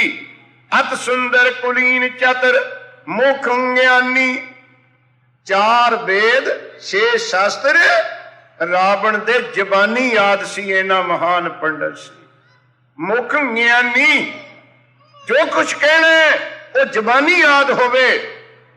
ਤੇ ਅੱਜ ਕੱਲ ਮੁਖ ਗਿਆਨੀ ਨਹੀਂ, ਅੱਜ ਕੱਲ ਟੇਪ ਗਿਆਨੀ ਹੈ। ਅੱਜ ਆਖੋ ਸਤਨਾਮ, ਟੇਪ ਗਿਆਨੀ। ਮੈਂ ਇੱਕ ਦੀ ਟੇਪ ਸੁਣ ਲਈ ਗਾਹਾਂ ਸੁਣਾਤੀ, ਗਾਹਲੇ ਦੀ ਸੁਣ ਲਈ ਗਾਹਾਂ ਸੁਣਾਤੀ। ਪੜ੍ਹਨਾ ਉਹ ਦੁੱਖ ਦੀ ਗੱਲ ਤਾਂ ਸਿੱਖ ਕੌਮ 'ਚ ਪੈ ਗਈ। ਤੁਸੀਂ ਵੀ ਨਾਰਾਜ਼ ਨਾ ਹੋਇਓ ਜੇ ਤੁਹਾਨੂੰ ਹੁਣ ਇੱਥੇ ਟਾਈਮ ਹੋਵੇ, ਕੱਲੇ ਕੱਲੇ ਨੂੰ ਪੁੱਛੇ ਨਾ ਖੜਾ ਕਰਕੇ ਵੀ ਜਪਜੀ ਸਾਹਿਬ ਯਾਦ ਹੈਗੀ, 3% ਵੀ ਨਹੀਂ ਨਿਕਲਣਾ ਤੁਸੀਂ, 5% ਵੀ ਨਹੀਂ ਨਿਕਲਣਾ ਤੁਸੀਂ ਵੀ ਜਪਜੀ ਸਾਹਿਬ ਕੰਠ ਹੈਗੀ ਕਿ ਨਹੀਂ। ਉਹ ਚਲੋ ਤੁਹਾਡੀ ਗੱਲ ਹੁਣ ਛੱਡਦੇ, ਹੁਣ ਸਾਡੀ ਗੱਲ ਲੈ ਲਓ। ਮੇਰੇ ਵਰਗਾ 100 ਇਕੱਠਾ ਕਰ ਲਓ, 95 ਦੇ ਫੇਰ ਯਾਦ ਨਹੀਂ। ਆਖੋ ਸਤਨਾਮ। ਤੁਹਾਡੀ ਤਾਂ ਗੱਲ ਗਈ, ਅਸੀਂ ਵੀ ਰੁੜ ਗਏ ਪਿੱਛੇ, ਅਸੀਂ ਸਾਡਾ ਲਾਣਾ ਵੀ ਰੁੜ ਗਿਆ। और बड़िया बड़िया कथा कहानियां याद है, बड़िया बड़िया स्टोरियां याद है, बड़े बड़े इतिहास याद है, पर गुरु की बाणी साडे याद नहीं। गुरसिख प्यारे, बच्चे बच्चियां नूं कीर्तन सिखाया करो बीबियो, बड़ी चंगी गल है, पर कीर्तन मूहरे पोथियां रख के ना सिखाओ। जेड़ा शब्द बच्चे नूं कीर्तन कराउणा पहलां उहदे कंठ कराओ बच्चे दे। तुसीं पोथियां रखदे ने मूहरे, वेखो ना बड़े बड़े पोथे प्रकाश कर लेंदे ने बाजे दे उत्ते। वो बाजा मंजी साहब है, बाजा पीढ़ी है जिते पोथी रखते हो तुसीं। 3600 थों असीं बाजा चक्की फिरना, गड्डियां च पए, जुत्तियां च कपड़े होई, उन्हां पर घुट के प्रकाश, बाजियां पर पोथियां प्रकाश। नहीं नहीं, जेड़ी बाणी पानी उहनूं याद करो। जे रखना है तो हेठ रमाल रखो जुदा पोथी दे हेठ। पर हुण तां की काम चलदा है, पोथी प्रकाश कर ली, मतलब दा शब्द पढ़ लिया, जेड़े पैसे होणगे तां पा ले बैग विच, बाजा बनता कपड़े च, पोथी नूं चक के परे धर दिंदे भी हुण तैनूं कल नूं मिलेंगे। अज खे आखो सतनाम। ना उहनूं रमाल लाउणा, ना उहनूं उच्ची जगह रखना। ਉਹ ਗੱਲਾਂ ਕੀ ਕਰੀਏ ਤੁਹਾਡੇ ਨਾਲ ਗੁਰਸਿੱਖ ਪਿਆਰਿਓ। ਗੁਰਦੁਆਰਿਆਂ 'ਚ ਕੀ ਹਾਲ ਹੈ, ਬਾਣੀ ਦੇ ਗੁਟਕੇ ਮੰਜੀ ਸਾਹਿਬ ਦੇ ਹੇਠ, ਮੰਜੀ ਸਾਹਿਬ ਦੇ ਹੇਠ ਬਾਣੀ ਦੇ ਗੁਟਕੇ। ਸਾਇੰਸ ਪੜ੍ਹ ਗਏ ਨਾ ਤੁਸੀਂ। ਸਿੱਖ ਕਹਿੰਦਾ ਕਿ ਬੜੇ ਬਾਬੇ ਨੂੰ ਮੰਜੀ ਸਾਹਿਬ ਚਾਹੀਦੇ, ਛੋਟਾ ਤਾਂ ਹੇਠੇ ਸਾਰ ਲੂਗਾ। ਕੋ ਸਤਨਾਮ। ਵੇਖੋ ਸਿੱਖ ਕਿੱਧਰ ਨੂੰ ਤੁਰੇ ਫਿਰਦੇ। ਓਏ ਗੁਟਕੇ ਵਿੱਚ ਬਾਣੀ ਛੋਟੀ ਹੈ। ਆ ਬਾਬਾ ਤਾਂ ਸਾਡਾ ਗੁਰੂ ਨਹੀਂ ਕਿ ਖਾਸਾ ਬੜਾ ਹੈ। ਇਹ ਆਕਾਰ ਗੁਰੂ ਨਹੀਂ ਹੈ, ਬਾਣੀ ਗੁਰੂ, ਸ਼ਬਦ ਗੁਰੂ ਹੈ। ਇਹਦੇ ਵਿੱਚ ਇੱਕ ਅੱਖਰ ਜਿਹੜਾ ਬਾਣੀ ਦਾ ਉਹ ਸਾਡਾ ਗੁਰੂ ਹੈ। ਗੁਰਸਿੱਖ ਪਿਆਰਿਓ, ਤੇ ਉਹੀ ਸ਼ਬਦ ਉਹੀ ਅੱਖਰ ਗੁਟਕਿਆਂ ਵਿੱਚ ਨੇ। ਘਰਾਂ ਵਿੱਚ ਵੀ ਤੁਹਾਨੂੰ ਅੱਗੇ ਬੇਨਤੀ ਕੀਤੀ ਸੀ, ਜਿੱਥੇ ਗੁਟਕੇ ਰੱਖਦੇ ਹੋ ਹੋਰ ਚੀਜ਼ ਨਹੀਂ ਰੱਖਣੀ ਚਾਹੀਦੀ ਕੋਈ ਵੀ। ਉੱਥੇ ਚਮਚੇ ਪਏ ਨੇ, ਉੱਥੇ ਕੌਲੀਆਂ ਪਈਆਂ, ਵਿੱਚੇ ਵਿਚਾਰੀ ਰਹਿ ਰਾਸ ਪਈ ਹੈ ਵੀ ਰਹਿ ਰਾਸ ਨੇ ਥੋੜੇ ਚਮਚਿਆਂ ਨਾਲ ਸੇਵੀਆਂ ਖਾਣੀਆਂ। ਅੱਜ ਕੇ ਆਖੋ ਸਤਨਾਮ। ਵੇਖੋ ਇੱਥੇ ਕੌਲੀਆਂ ਰੱਖੀਆਂ ਵੀ ਸੁਖਮਨੀ ਸਾਹਿਬ ਕੌਲੀਆਂ ਖੜਕਾ ਤੋਂ ਗੁਟਕੇ ਰੱਖਣੇ। ਬਾਣੀ ਗੁਰੂ ਸਤਵੇਂ ਪਾਤਸ਼ਾਹ ਦਾ ਬਚਨ ਹੈ, ਜੈ ਪੈ ਅਦਬ ਨਾ ਬਾਣੀ ਧਾਰਾ, ਜਾਣੋ ਸੋ ਸਿੱਖ ਨਾਹੇ ਹਮਾਰਾ। ਜਿਸਨੂੰ ਬਾਣੀ ਦਾ ਅਦਬ ਨਹੀਂ ਹੈ ਉਹ ਸਿੱਖੇ ਨਹੀਂ ਹੈ ਮਹਾਰਾਜ ਕਹਿੰਦੇ, ਕਿਉਂਕਿ ਬਾਣੀ ਹੀ ਗੁਰੂ ਹੈ, ਗੁਰੂ ਹੀ ਬਾਣੀ ਹੈ। ਦੋਹਾਂ ਦਾ ਮਹਾਰਾਜ ਨੇ ਅਵਖੇਪ ਕੱਢ ਕੇ ਇੱਕ ਰੂਪ ਬਣਾ ਦਿੱਤਾ ਹੈ। ਤੇ ਸਾਧ ਸੰਗਤ ਅਤ ਸੁੰਦਰ ਕੁਲੀਨ ਚਤਰ ਮੁਖ ਗਿਆਨੀ ਬਾਣੀ ਇਕੱਠ ਕਰਿਆ ਕਰੋ ਪ੍ਰੇਮੀਓ। ਬੜੇ ਮਹਾਂਪੁਰਸ਼ ਕਹਿੰਦੇ ਹੁੰਦੇ ਸੀ ਬਾਣੀ ਕੰਠ ਪੈਸਾ ਗੰਠ। ਜਿਹੜਾ ਪੈਸਾ ਤੁਹਾਡੇ ਜੇਬ ਵਿੱਚ ਹੈ ਜਿੱਥੇ ਮਰਜ਼ੀ ਵਰਤ ਲਓ, ਜਿਹੜੀ ਬਾਣੀ ਤੁਹਾਡੇ ਕੰਠ ਹੈ ਬੱਸ ਵਿੱਚ ਬੈਠੇ ਹੀ ਪੜ੍ਹ ਲਓ। ਅੱਜ ਆਖੋ ਸਤਨਾਮ। ਖੇਤ ਵਿੱਚ ਨੱਕੇ ਚੜ੍ਹਦੇ ਪੜ੍ਹ ਲਓ। ਬਾਣੀ ਕੰਠ ਕਰਿਆ ਕਰੋ। ਇਹਦੇ 4 ਵੇਦ 6 ਸ਼ਾਸਤਰ ਜ਼ਬਾਨੀ ਆਦ ਸੀ। 4 ਗੁਣ ਤੇ 5ਵਾਂ ਗੁਣ ਧਨਵੰਤ। ਕੌਣ ਜੰਮਿਆ? ਰਾਵਣ ਵਰਗਾ ਅਮੀਰ। ਸ੍ਰੀ ਗੁਰੂ ਗ੍ਰੰਥ ਸਾਹਿਬ ਜੀ ਨੇ ਕੁਐਸਚਨ ਰਾਈਜ਼ ਕੀਤਾ, ਐ ਸੰਸਾਰ ਦੇ ਲੋਕੋ ਕੋਈ ਰਾਵਣ ਤੋਂ ਅਮੀਰ ਦੱਸੋ। ਕੀ ਲਿਖਿਆ? ਰਾਵਣ ਸੇ ਅਧਿਕਾਈ ਸੇ। ਇਹ ਸਵਾਲੀਆ ਫਿਰਕਾ ਬਣਿਆ। ਜਿੱਥੇ ਸੇ ਸ਼ਬਦ ਆ ਗਿਆ ਉਥੇ ਉਰਦੂ ਦੇ ਵਿੱਚ ਜਿਹਨੂੰ ਅਸੀਂ ਕਿਉਂ ਕਹਿੰਦੇ ਆ, ਕਿਆ ਕਹਿੰਦੇ ਆ, ਸਾਈਨ ਆਫ ਇੰਟਰੋਗੇਸ਼ਨ ਆ ਗਿਆ ਪਿੱਛੇ। ਸਵਾਲੀਆ ਫਿਕਰਾ ਪੈਦਾ ਹੋ ਗਿਆ। ਮਹਾਰਾਜ ਕਹਿੰਦੇ ਕੋਈ ਦੱਸੋ ਰਾਵਣ ਤੋਂ ਵੀ ਵੱਡਾ। 1 ਲੱਖ ਪੂਤ 1.25 ਲੱਖ ਨਾਤੀ ਤੈ ਰਾਵਣ ਕਰ ਦਿਆ ਨਾ ਬਾਤੀ। ਲੰਕਾ ਗੜ ਸੇ ਉਹਨੇ ਕਾ ਭਇਆ ਮੂਰਖ ਰਾਵਣ। 5 ਗੁਣ। ਪਰ ਗੁਰੂ ਗ੍ਰੰਥ ਸਾਹਿਬ ਵਿੱਚ ਡਿਗਰੀ ਕੀ ਮਿਲੀ ਹੈ ਉਹਨੂੰ? ਡਿਗਰੀ ਮਿਲੀ ਹੈ ਮੂਰਖ ਦੀ। ਅੱਜ ਕੇ ਆਖੋ ਸਤਨਾਮ ਸ਼੍ਰੀ ਵਾਹਿਗੁਰੂ। 1430 ਸਫੇ ਵਿੱਚ ਮੂਰਖ ਸ਼ਬਦ ਬਹੁਤ ਵਾਰ ਆਇਆ ਹੈ, ਬਹੁਤ ਵਾਰ ਆਇਆ। ਪਰ ਨਾਂ ਲੈ ਕੇ ਮੂਰਖ ਕੇਵਲ 1 ਵਾਰ ਲਿਖਿਆ ਮਹਾਰਾਜ ਨੇ ਸਾਰੀ ਬਾਣੀ ਦੇ ਵਿੱਚ। ਕਿਸੇ ਨੂੰ ਨਾਂ ਲੈ ਕੇ ਮੂਰਖ ਕਹਿਣਾ ਨਾ, ਉਹ ਕੇਵਲ 1 ਵਾਰ ਆਇਆ। ਉਹ ਰਾਵਣ ਖਾਤਰ ਆਇਆ ਜਿਹੜਾ 4 ਵੇਦ 6 ਸ਼ਾਸਤਰਾਂ ਦਾ ਮੁੱਖ ਗਿਆਨੀ ਸੀ, ਸਾਰਿਆਂ ਤੋਂ ਸੁੰਦਰ ਸੀ। ਉਹਨੇ ਜਿੱਤੇ ਸਾਰੇ ਦੇਸ਼, ਜੀਤ ਫੇਰੈ ਸਭ ਦੇਸ਼ ਦਸਾਨ ਕੋ। ਸੁਰਗਪੁਰੀ ਦਾ ਰਾਜਾ ਵੀ ਜਿੱਤ ਲਿਆ ਇੰਦਰ। ਪਰ ਗੁਰਸਿੱਖ ਪਿਆਰਿਓ ਇਹ ਜਿੱਤ ਕੇ ਬਣਿਆ ਕੀ? ਅੱਜ ਕੋਈ ਮੜੀ ਤੇ ਦੀਵਾ ਮਚਾਉਣ ਵਾਲਾ ਨਹੀਂ ਹੈ। ਅੱਜ ਕੇ ਆਖੋ ਸਤ। ਉਹਦੇ ਦਰਵਾਜ਼ੇ ਤੇ ਕੀ ਹੁੰਦਾ ਸੀ? ਬਾਜਤ ਢੋਲ ਮਰਦੰਗ ਨਗਾਰੇ। ਉਹਦੇ ਦਰਵਾਜ਼ੇ ਤੇ ਪਤਾ ਕੀ ਵੱਜਦੇ ਸੀ? 7 ਪੌਰ। ਨੋਟ ਕਰਿਓ, ਜਿਹਨੂੰ ਲੰਕਾ ਕਹਿੰਦੇ ਸੀ ਨਾ ਰਾਵਣ ਦਾ ਕਿਲਾ, ਉਹਦੇ 7 ਦਰਵਾਜ਼ੇ ਸੀ ਗੁਰਮੁਖ ਪਿਆਰਿਓ। 7 ਦਰਵਾਜ਼ੇ ਸੀ ਲੰਕਾ ਦੇ ਜਿੱਥੇ ਬੈਠ ਕੇ ਰਾਜ ਕਰਦਾ ਸੀ। ਦੇਵਤੇ ਰਾਖਸ਼ ਲੋਕ ਤਿੰਨਾਂ ਲੋਕਾਂ ਦੇ ਰਾਜੇ ਇਹਦੇ 7 ਦਰਵਾਜ਼ਿਆਂ ਤੇ ਨੰਗੇ ਪੈਰੀ ਆ ਕੇ ਖੜਦੇ ਸੀ। ਨੰਗੇ ਪੈਰੀ ਤੇ ਹੱਥ ਵਿੱਚ ਭੇਟਾਂ ਲੈ ਲੈ ਕੇ ਅਰਦਾਸਾਂ ਕਰਦੇ ਸੀ, ਬੇਨਤੀਆਂ ਕਰਦੇ ਸੀ। ਇਹ ਰਾਵਣ ਮਹਾਰਾਜ ਸਾਨੂੰ ਆਗਿਆ ਦੇ, ਅਸੀਂ ਅੰਦਰ ਆ ਕੇ ਤੇਰੇ ਚਰਨਾਂ ਵਿੱਚ ਭੇਟਾਂ ਰੱਖੀਏ। 7 ਪੌਰ ਨਾਂਗੇ ਪੈਰ ਠਾਡੇ ਰਹੇ। ਨਿਆਰੋ ਨਿਆਰੋ ਆਪਣੇ ਜੋਹਾਰ ਕੋ ਪੁਚਾਵਤੇ। ਆਪੋ ਆਪਣੀਆਂ ਨਮਸਕਾਰਾਂ। ਤੇ ਕਿਹਨੂੰ ਅੰਦਰ ਆਉਣ ਦੀ ਆਗਿਆ ਮਿਲਦੀ ਸੀ? ਜਿਹਨੂੰ ਤੁਸੀਂ ਲੰਕਾ ਕਹਿੰਦੇ ਹੋ ਨਾ ਹੁਣ, ਰਾਵਣ ਦਾ ਕਿਲਾ, ਇਹ ਐਵੇਂ ਨਹੀਂ ਸੀ ਜਾ ਕੇ ਦੇਖ ਹੁੰਦਾ। ਪਹਿਲਾਂ ਅਰਜੀ ਦੇ ਕੇ ਰਾਵਣ ਤੋਂ ਪਰਮਿਸ਼ਨ ਲੈਣੀ ਪੈਂਦੀ ਸੀ ਕਿ ਮੈਂ ਲੰਕਾ ਵੇਖ ਸਕਦਾ ਹੈ ਕਿ ਨਹੀਂ। ਜਾਹੀ ਕੋ ਬੁਲਾਵ ਤੋਂ ਸੋ ਆਬ ਤੋਂ ਸੰਸਮਾਨ।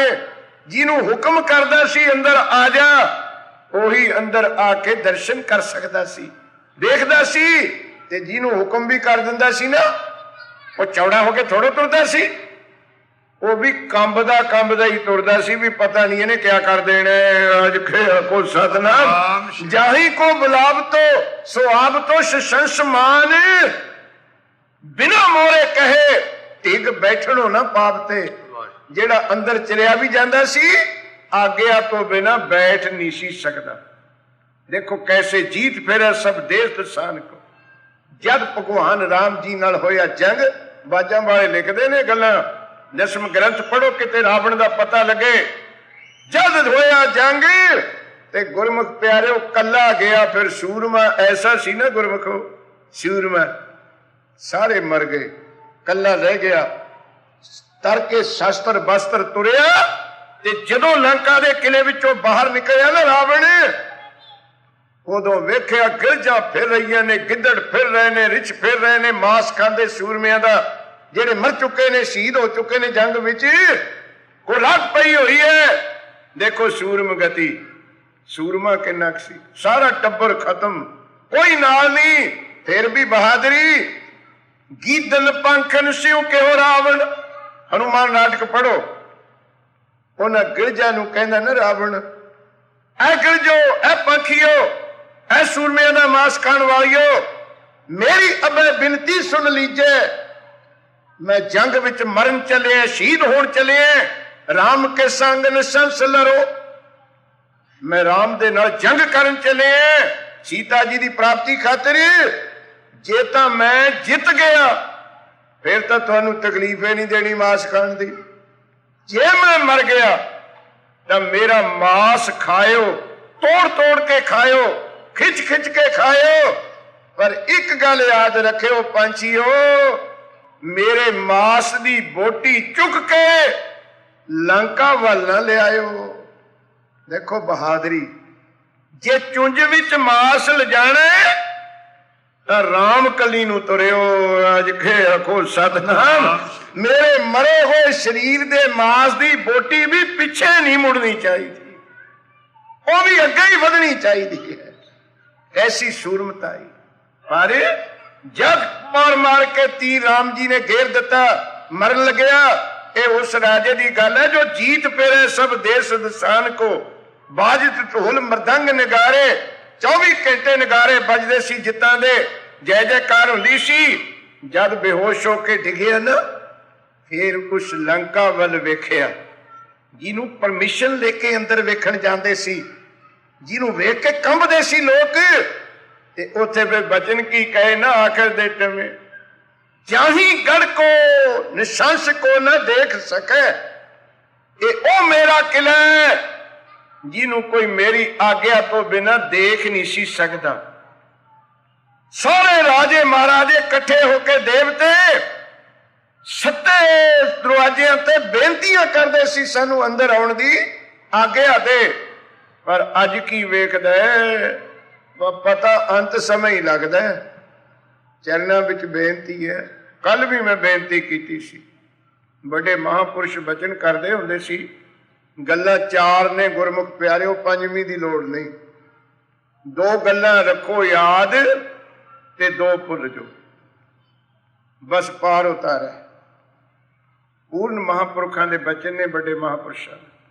2 ਗੱਲਾਂ ਯਾਦ ਰੱਖੋ, ਛੱਡ ਦੋ ਹੋਰ ਜੁਗਰਾਫੀਏ, ਛੱਡ ਦੋ ਅਕਲਾਂ। ਕਿਹੜੀਆਂ? ਇੱਕ ਯਾਦ ਰੱਖੋ ਰੱਬ ਨੂੰ, ਇੱਕ ਯਾਦ ਰੱਖੋ ਮੌਤ ਨੂੰ। ਇਹ 2 ਗੱਲਾਂ ਨੇ ਯਾਦ ਰੱਖਣ ਵਾਲੀ। ਇੱਕ ਰੱਬ ਨੂੰ ਯਾਦ ਰੱਖੋ, ਸਦਾ ਨਾਲ ਹੈ। ਇੱਕ ਮੌਤ ਨੂੰ ਯਾਦ ਰੱਖੋ, ਇੱਥੋਂ ਜਾਣਾ। ਤੇ ਸੁਣੋ ਇਹਦਾ ਫਾਇਦਾ ਕੀ ਹੋਵੇਗਾ।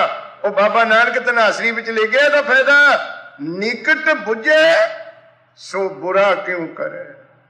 ਜਿਹਨੂੰ ਯਾਦ ਹੈ ਰੱਬ ਮੇਰੇ ਨਾਲ ਹੈ, ਮੌਤ ਮੇਰੇ ਨਾਲ ਹੈ, ਉਹ ਜ਼ਿੰਦਗੀ 'ਚ ਬੁਰਾ ਕੰਮ ਕਰੇ ਨਹੀਂ ਸਕਦਾ। ਅੱਜ ਕੇ ਆਖੋ ਸਤਨਾਮ ਸ਼੍ਰੀ ਵਾਹਿਗੁਰੂ। ਨਿਕਟ ਬੁਝੇ, ਜਿਹਨੇ ਰੱਬ ਨੂੰ ਨਾਲ ਸਮਝਿਆ ਹੋਇਆ, ਮੌਤ ਨੂੰ ਨਾਲ ਸਮਝਿਆ ਹੋਇਆ। ਕਿਉਂਕਿ ਦੋਵੇਂ ਸਚਾਈਆਂ ਨੇ ਨਾ, ਰੱਬ ਵੀ ਸਚਾਈ ਹੈ, ਮੌਤ ਵੀ ਸਚਾਈ ਹੈ। ਮਰਨਾ ਸੱਚ, ਜਿਉਣਾ ਝੂਠ, ਫਰਕ ਦੋਹਾਂ ਸਚਾਈਆਂ ਵਿੱਚ ਹੈ। ਰੱਬ ਉਹ ਸਚਾਈ ਹੈ ਜੋ ਸਦੀਵ ਹੈ ਤੇ ਆਪੇ ਵਿਆਪਕ ਹੈ। ਮੌਤ ਉਹ ਸਚਾਈ ਹੈ ਜਿਹਨੇ ਆਉਣਾ ਹੈ। ਅੱਜ ਕੇ ਆਖੋ ਸਤਨਾਮ ਸ਼੍ਰੀ ਵਾਹਿਗੁਰੂ। ਇਹ 2 ਗੱਲਾਂ ਯਾਦ ਰੱਖੋ। ਇੱਕ ਵਾਹਿਗੁਰੂ ਸਦਾ ਨਾਲ ਹੈ, ਤੇ ਹੋਰ ਤੁਹਾਨੂੰ ਬੇਨਤੀ ਹੈ ਤੁਹਾਡੇ ਚਰਨਾਂ ਵਿੱਚ, ਉਹ ਆਪਣੇ ਆਪ ਨੂੰ ਸਿੱਖ ਨਾ ਸਮਝੇ। ਜਿਹੜਾ ਕਵੇ ਮੇਰਾ ਗੁਰੂ ਗੁਰਦੁਆਰੇ ਰਹਿੰਦਾ, ਉਹ ਆਪਣੇ ਆਪ ਨੂੰ ਬਾਹਮਣ ਨਾ ਸਮਝੇ। ਜਿਹੜਾ ਕਵੇ ਰਾਮ ਮੰਦਿਰ ਵਿੱਚ ਰਹਿੰਦਾ, ਉਹ ਮੁਸਲਮਾਨ ਨੂੰ ਮੁਸਲਮਾਨ ਬਣਨ ਦਾ ਹੱਕ ਨਹੀਂ। ਜਿਹੜਾ ਕਵੇ ਖੁਦਾ ਮਸੀਤ ਵਿੱਚ ਰਹਿੰਦਾ, ਉਹ ਈਸਾਈ ਨਹੀਂ। ਜਿਹੜਾ ਕਵੇ ਈਸਾ ਕ੍ਰਾਈਸਟ ਜੀਸਸ ਕਿਸੇ ਗਿਰਜੇ ਵਿੱਚ ਬੈਠਾ ਹੈ। ਸਿੱਖ ਇਹ ਸਮਝੇ। ਮੈਂ ਕੱਲ ਵੀ ਤਾਂ ਬੇਨਤੀ ਕੀਤੀ ਸੀ, ਕਈ ਗੁਰਦੁਆਰੇ ਦੇ ਮੂਹਰੇ ਬੋਰਡ ਲੱਗੇ ਹੁੰਦੇ ਨੇ, ਕਹਿੰਦੇ ਜੀ ਨੰਗੇ ਸਿਰ ਇੱਥੇ ਨਾ ਆਓ। ਇੱਕ ਹੋਰ ਬੋਰਡ ਲੱਗਿਆ ਹੁੰਦਾ, ਸ਼ਰਾਬ ਪੀ ਕੇ ਗੁਰਦੁਆਰੇ ਨਾ ਆਓ। ਇਹਦਾ ਮਤਲਬ ਹੋਇਆ ਵੀ ਬਾਹਰ ਪੀ ਲਿਆ ਕਰੋ। ਅੱਜ ਕੋ ਸਤਨਾਮ, ਛੁੱਟੀ ਉਹ ਦੇਤੀ। ਦੇਖੋ ਛੁੱਟੀ ਦੇਤੀ ਵੀ ਗੁਰਦੁਆਰੇ ਨਹੀਂ ਸ਼ਰਾਬ ਪੀ ਕੇ ਆਉਣਾ। ਘਰ ਪੀ ਲਿਆ ਕਰ, ਹੋਟਲ 'ਚ ਪੀ ਲਿਆ ਕਰ, ਕਾਰ 'ਚ ਬੈਠ ਕੇ ਪੀ ਲਿਆ ਕਰ, ਵੈਂਕੁਟ ਹਾਲ 'ਚ ਜਿੰਨੀ ਮਰਜ਼ੀ ਪੀ ਲਿਆ ਕਰ। ਪਰ ਸ਼ਰਾਬ ਪੀਣੀ ਅਲਾਉਡ ਕਿੱਥੇ ਹੈ ਸਿੱਖ ਨੂੰ? ਕੱਲੀ ਗੁਰਦੁਆਰੇ ਹੀ ਪਾਬੰਦੀ ਹੈ। ਤੇ ਨੰਗੇ ਸਿਰ ਰੱਖੇ ਗੁਰਦੁਆਰੇ ਨਹੀਂ ਆਉਣਾ। ਉਹ ਨੰਗਾ ਸਿਰ ਤਾਂ ਕਦੇ ਵੀ ਸਿੱਖ ਨੂੰ ਰੱਖਣ ਦਾ ਹੁਕਮ ਨਹੀਂ ਹੈਗਾ। ਇਹ ਤਾਂ ਅਸੀਂ ਛੁੱਟੀਆਂ ਦੇਤੀਆਂ ਇੱਥੇ ਆ ਕੇ ਢੱਕ ਲਿਆ ਕਰੋ ਤੇ ਬਾਹਰ ਤਾਰ ਦਿਆ ਕਰੋ। ਅੱਜ ਖੇੜਾ ਕੋ ਸਤਨਾਮ ਨਹੀਂ। ਗੁਰਸਿੱਖ ਪਿਆਰਿਓ, ਸਿੱਖ ਕੌਣ ਹੈ? ਜਿਹੜਾ ਸਮਝੇ ਮੇਰਾ ਗੁਰੂ ਗੁਰਦੁਆਰੇ, ਭੁੱਲ ਜੇ ਹੋ ਜੇ, ਉਹ ਕਦੇ ਵੀ ਨਾ ਮੰਨਿਓ ਮੈਂ ਸਿੱਖ ਹੈ। ਸਿੱਖ ਕੌਣ ਹੁੰਦਾ ਹੈ? ਸਿੱਖ ਉਹ ਹੈ ਜਿਹੜਾ ਸੋਚੇ ਗੁਰ ਮੇਰੇ ਸੰਗ ਸਦਾ ਹੈ ਨਾਲ। ਜਿਹੜਾ ਬੱਸ ਵਿੱਚ ਬੈਠਾ ਵੀ ਕਵੇ ਗੁਰੂ ਨਾਨਕ ਮੇਰੇ ਨਾਲ ਹੈ। ਜੌਬ ਤੇ ਖੜਾ ਕੰਮ ਕਰਦਾ ਵੀ ਕਵੇ ਦਸਵੇਂ ਪਾਤਸ਼ਾਹ ਬਾਪ ਮੇਰੇ ਨਾਲ ਹੈ। ਖੇਤਾਂ ਵਿੱਚ ਨੱਕੇ ਛੱਡਦਾ ਵੀ ਕਵੇ ਗੁਰੂ ਮੇਰੇ ਨਾਲ ਹੈ। ਗੁਰ ਮੇਰੇ ਸੰਗ ਸਦਾ ਹੈ ਨਾਲੇ। ਤੇ ਗੁਰਸਿੱਖ ਪਿਆਰਿਓ, ਦੋ ਚੀਜ਼ਾਂ ਯਾਦ ਰੱਖੋ, ਬੁਰਾਈ ਤੋਂ ਬਚੋਗੇ। ਜਦ ਗੁਰੂ ਸਾਹਮਣੇ, ਮੌਤ ਸਾਹਮਣੇ, ਤੇ ਕਦੋਂ ਝੂਠ ਬੋਲੋਗੇ, ਕਦੋਂ ਕਿਸੇ ਨਾਲ ਵਿਕਾਰ ਕਰੋਗੇ? ਜੇ ਦੋ ਚੀਜ਼ਾਂ ਭੁੱਲ ਗਏ, ਰੱਬ ਨੂੰ ਤੇ ਮਰਨ ਨੂੰ, ਵਿਕਾਰਾਂ ਦੇ ਦਰਵਾਜ਼ੇ ਖੁੱਲ ਜਾਣਗੇ, ਔਗਣਾਂ ਦੇ ਦਰਵਾਜ਼ੇ ਖੁੱਲ ਜਾਣਗੇ, ਔਗਣਾਂ ਦਾ ਸਮੁੰਦਰ ਫੁੱਟ ਪਵੇਗਾ। ਤੇ ਦੋ ਗੱਲਾਂ ਰੱਖੋ ਯਾਦ, ਤੇ ਦੋ ਗੱਲਾਂ ਜਾਓ ਭੁੱਲ। ਰੱਬ ਤੇ ਮੌਤ ਨੂੰ ਰੱਖੋ ਯਾਦ, ਆਪਣਾ ਗੁਣ ਤੇ ਪਰਾਏ ਦਾ ਔਗਣ, ਇਹ ਕਦੇ ਯਾਦ ਨਾ ਰੱਖੋ। ਜੋ ਤੁਹਾਡੇ ਵਿੱਚ ਗੁਣ ਹੈ ਭੁੱਲ ਜਾਓ, ਜੋ ਪਰਾਏ ਦਾ ਔਗਣ ਵੇਖਦੇ ਹੋ ਉਹ ਉੱਥੇ ਹੀ ਭੁੱਲ ਜਾਓ। ਪਰ ਪਤਾ ਨਹੀਂ ਕੀ ਬਿਮਾਰੀ ਪੈ ਗਈ। ਆਪਣੇ 2-2.5 ਗੁਣ ਹੈ ਉਹ ਤਾਂ ਛੰਡਦਾ ਫਿਰਦਾ, ਦਿਖਾਉਂਦਾ ਫਿਰਦਾ ਮੈਂ ਹੈਗਾ। ਤੇ ਪਰਾਏ ਦੇ ਔਗਣ, ਉਹ ਤਾਂ ਮੈਂ ਪਰਸੋਂ ਵੀ ਤੁਹਾਨੂੰ ਕਿਹਾ ਸੀ ਵੀ ਜੇ ਮਾੜੀ ਜੀ ਗੱਲ ਇੱਥੇ ਕਿਸੇ ਦੀ ਪਤਾ ਲੱਗ ਜਾਵੇ ਤੁਹਾਨੂੰ ਨਾ, ਜਦ ਤੱਕ 250 ਟੈਲੀਫੋਨ ਨਾ ਖੜਕਾ ਦੋ, ਚਾਹ ਚੰਗੀ ਉਹ ਨਹੀਂ ਲੱਗਣੀ।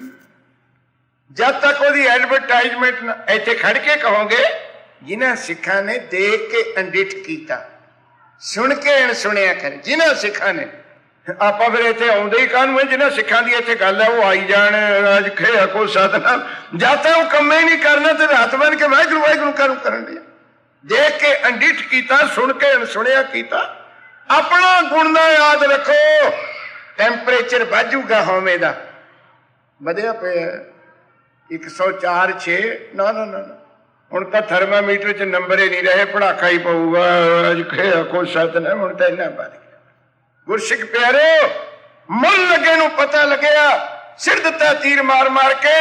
ਜਿਹੜਾ ਜੀਤ ਫਿਰੇ ਸਭ ਦੇਸ ਦਸਾਨ ਕੋ, ਬਾਜਤ ਢੋਲ ਮਗਜ਼ੰਗ ਨਗਾਰੇ। ਕਹਿੰਦਾ ਯਾਹੀ ਗੜ ਕੋ ਆਜ ਬਾਂਧ ਰੀਛ ਲਪੇਟਤ ਹੈ, ਸਭੇ ਦਿਨ ਏਕ ਸੇ ਨਾ ਰਹੇ। ਜਿਸ ਗੜ ਨੂੰ ਦੇਖਣ ਵਾਸਤੇ ਮੇਰੀ ਪਰਮਿਸ਼ਨ ਲੈਣੀ ਪੈਂਦੀ ਸੀ, ਬਾਦਸ਼ਾਹ ਧੌਸੇ ਵਜਾਉਂਦੇ ਸੀ, ਮੇਰੀਆਂ ਸਿਫਤਾਂ ਕਰਦੇ ਸੀ, ਅੱਜ ਉਸੇ ਗੜ ਨੂੰ, ਉਸੇ ਲੰਕਾ ਨੂੰ ਬਾਂਦਰ ਅੱਗ ਲਾ ਰਹੇ ਨੇ।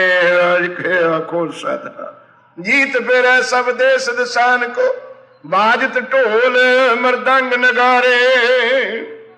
ਗੰਜਤ ਗੂੜ ਗਜਾਨ ਕੇ ਸੁੰਦਰ। ਗੁੰਜਿਤ ਗੂੜ, ਗੁੰਜਿਤ ਕਹੀਏ ਗੁੰਜਾਰਾਂ ਪਾਈਆਂ ਹੋਈਆਂ, ਗੂੜ ਕਹੀਏ ਬਹੁਤ ਘਣੇ ਅਣਗਿਣਤ। ਗੁੰਜਿਤ ਗੂੜ ਗਜਾਨ ਗਜ ਆਨ, ਜਿੱਥੇ ਹਾਥੀ ਬੰਨਣ ਵਾਲੇ ਤਬੇਲੇ ਸੀ। ਗਜ ਕਹੀਏ ਹਾਥੀ, ਆਨ ਕਹੀਏ ਘਰ। ਗਜ ਆਨ ਗਜਾਨ, ਉਹਨਾਂ ਬਾਦਸ਼ਾਹਾਂ ਦੇ ਹਾਥੀਆਂ ਦੇ ਤਬੇਲਿਆਂ ਵਿੱਚ, ਜਿਹਨੂੰ ਫੀਲਖਾਨਾ ਕਹਿੰਦੇ, ਰਾਜ ਭਾਸ਼ਾ ਵਿੱਚ ਫੀਲਖਾਨਾ। ਫੀਲ ਹਾਥੀ ਨੂੰ ਕਹਿੰਦੇ ਨਾ, ਵਰਤੇ ਨਾ ਕਬੀਰ ਸਾਹਿਬ ਨੇ, ਫੀਲ ਰਬਾਬੀ ਬਲਦ ਖਾਵੇ ਕਊਆ ਤਾਲ ਵਜਾਵੇ। ਫੀਲਖਾਨਾ ਭਰੇ ਪਏ ਸੀ ਹਾਥੀਆਂ ਦੇ ਨਾਲ, ਹਾਥੀ ਖਾਨੇ ਗੁੰਜਾਰਾ ਪਾ ਰਹੇ ਸੀ ਸੁੰਡਾਂ ਨਾਲ ਆਵਾਜ਼ ਕਰ ਕਰਕੇ। ਹਿੰਸਤ ਹੀ ਹਜਰਾਜ ਹਜ਼ਾਰੇ। ਹਿੰਸਤ ਹੱਸ ਰਹੇ ਨੇ, ਹਿਣਕ ਰਹੇ ਨੇ। ਹੈ ਕਹੀਏ ਘੋੜਾ, ਰਾਜ ਕਹੀਏ ਬੜੀਆਂ ਉੱਚੀਆਂ ਨਸਲਾਂ ਦੇ ਹੈ ਰਾਜ। ਹੈ ਰਾਜ ਦਾ ਅਰਥ ਕਰਨੇ ਭਾਈ, ਹੈ ਕਹੀਏ ਘੋੜਾ, ਰਾਜ ਕਹੀਏ ਉੱਚੀਆਂ ਜਾਤਾਂ ਦੇ, ਉੱਚੀਆਂ ਸ਼੍ਰੇਣੀਆਂ ਦੇ ਘੋੜੇ। ਮੈਂ ਕੱਲ ਵੀ ਤਾਂ ਕਹੀ ਸੀ, ਐਵੇਂ ਇਹੋ ਜਿਹੇ ਘੋੜੇ ਨਹੀਂ, ਇਹੋ ਜਿਹੇ ਠੱਡੂ ਨਹੀਂ ਜਿਹੜੇ ਮੋਰਿੰਡੇ ਤੋਂ ਕਰਾਲੀ ਨੂੰ ਟਾਂਗੇ ਨਾਲ ਜੁੜਦੇ ਹੋਣ। ਅੱਜ ਖੇੜਾ ਕੋ ਸਤਨਾਮ, ਉੱਚੀਆਂ ਸ਼੍ਰੇਣੀਆਂ ਦੇ ਘੋੜੇ। ਹਿੰਸਤ ਹੀ ਹੈ ਰਾਜ, ਹੈ ਕਹੀਏ ਘੋੜਾ, ਰਾਜ ਕਹੀਏ ਉੱਚੀਆਂ ਕੁਲਾਂ ਦੇ, ਚੰਗੀਆਂ ਨਸਲਾਂ ਦੇ। ਹਿਣਕ ਰਹੇ ਨੇ ਕਿੰਨੇ ਹਜ਼ਾਰੇ, 2 4 10 20 ਨਹੀਂ, ਜਿਨ੍ਹਾਂ ਦੇ ਘੋੜਖਾਨਿਆਂ ਵਿੱਚ ਹਜ਼ਾਰਾਂ ਘੋੜੇ, ਬੜੀਆਂ ਚੰਗੀਆਂ ਚੰਗੀਆਂ ਅਰਬੀ ਨਸਲਾਂ ਦੇ ਹਿਣਕ ਰਹੇ ਹਨ। ਭੂਤ ਭਵਿਖ ਭਵਨ ਕੇ ਭੂਪਤ। ਇਹਨੇ ਤਿੰਨ ਕਾਲ ਭਾਈ, ਭੂਤ ਭਵਿਖ ਭਵਾਨ, ਤਿੰਨੇ ਟੈਂਸ ਨੇ ਨਾ। ਲੰਘ ਚੁੱਕਿਆ ਸਮਾਂ, ਵਰਤਮਾਨ ਸਮਾਂ, ਆਉਣ ਵਾਲਾ ਸਮਾਂ। ਭਵਿਖ ਕਾਲ ਕਹਿੰਦੇ ਆਉਣ ਵਾਲੇ ਫਿਊਚਰ ਟੈਂਸ ਨੂੰ, ਭੂਤ ਕਹਿੰਦੇ ਪਾਸਟ ਟੈਂਸ ਨੂੰ ਜੋ ਲੰਘ ਚੁੱਕਿਆ ਸਮਾਂ, ਭਵਾਨ ਕਹਿੰਦੇ ਨੇ ਵਰਤਮਾਨ ਪ੍ਰੈਜ਼ੈਂਟ ਟੈਂਸ। ਭੂਤ ਭਵਿਖ ਭਵਾਨ ਕੇ ਭੂਤ। ਸ੍ਰੀ ਗੁਰੂ ਗੋਬਿੰਦ ਸਿੰਘ ਕਹਿੰਦੇ ਉਹ ਭੀਮ ਚੰਦਾ, ਤੂੰ ਤਾਂ ਇੱਥੇ 10-20 ਸਾਲ ਰਾਜ ਕਰਕੇ ਪਹਾੜੀਆਂ ਦੇ ਉੱਤੇ ਚਲੇ ਜਾਣੇ। ਆ ਜਿਨ੍ਹਾਂ ਦਾ ਉੱਪਰ ਜ਼ਿਕਰ ਕੀਤਾ, ਲੱਖਾਂ ਘੋੜੇ, ਲੱਖਾਂ ਹਾਥੀ, ਲੱਖਾਂ ਨਗਾਰੇ ਦਰਵਾਜ਼ਿਆਂ 'ਚ ਵੱਜਦੇ ਨੇ, ਸਾਰੇ ਦੇਸ਼ ਜਿਨ੍ਹਾਂ ਨੇ ਜਿੱਤ ਲਏ, ਉਹ ਨਾ ਤਾਂ ਪਿੱਛੇ ਹੋਏ ਕੋਈ ਗਿਣ ਸਕਦਾ ਹੈ, ਨਾ ਜਿੰਨੇ ਹੁਣ ਹੈ ਉਹਨਾਂ ਦੀ ਗਿਣਤੀ ਹੋ ਸਕਦੀ ਹੈ। ਉਹ ਰਾਜਿਆ ਗਾਹਾਂ ਨੂੰ ਵੀ ਪਤਾ ਨਹੀਂ ਇਹੋ ਜਿਹੇ ਬਾਦਸ਼ਾਹ ਜੇਤੂ ਕਿੰਨੇ ਹੋਣਗੇ। ਕੌਣ ਗਣੈ ਨਹੀਂ ਜਾਤ ਵਿਚਾਰ। ਕੌਣ ਗਣੇ, ਕੌਣ ਕਰ ਸਕਦਾ ਗਿਣਤੀ। ਦਸਮ ਗ੍ਰੰਥ ਪੜੋ, ਭਾਵ ਰਸਾਂ ਅੰਮ੍ਰਿਤ ਪੜੋ, ਵਿਚਾਰ ਸਾਗਰ ਪੜੋ, ਗੁਰਸਿੱਖ ਪਿਆਰਿਓ, ਅਧਿਆਤਮ ਰਮਾਇਣ ਪੜੋ। ਕੀ ਲਿਖਿਆ ਰਾਜਿਆਂ ਦਾ? ਸਮੁੰਦਰ ਦੇ ਗੱਭੇ ਬੈਠੇ ਹੋ ਨਾ ਤੁਸੀਂ, ਟਾਪੂ ਹੈ ਨੇ, 4 ਚੁਫੇਰੇ ਸਮੁੰਦਰ ਹੈ, 7 ਸਮੁੰਦਰ ਨੇ। ਕਿਸੇ ਸਾਇੰਸਦਾਨ ਤੋਂ ਪੁੱਛੋ ਕਿਹਨੇ ਪੱਟੇ ਤੇ, ਕਿਹਨੇ ਬਣਾਏ ਨੇ, ਕਿੱਥੋਂ ਬਣੇ ਨੇ ਸਮੁੰਦਰ? ਨਹਿਰ ਪੱਟ ਕੇ ਬਣਾਉਣੀ ਪੈਂਦੀ ਹੈ, ਖਾਲੇ ਪੱਟ ਕੇ ਬਣਾਉਣੇ ਪੈਂਦੇ ਨੇ, ਸੀਵਰੇਜ ਥੋੜੀ ਪੱਟ ਕੇ ਬਣਾਉਣੀ ਪਈ ਹੈ। ਸਮੁੰਦਰ ਪੜੋ ਜਰਾ, ਅਧਿਆਤਮ ਰਮਾਇਣ ਪੜੋ, ਦਸਮ ਗ੍ਰੰਥ, ਪਤਾ ਲੱਗੇ ਸਮੁੰਦਰ। ਜਿਨ ਕੇ ਰਥ ਨੇਮ ਦਰਾਰ ਨਸੇ, ਸਰ ਸਾਗਰ ਹੈ ਅਬ ਲੋ ਜਗ ਮਾਹੀ।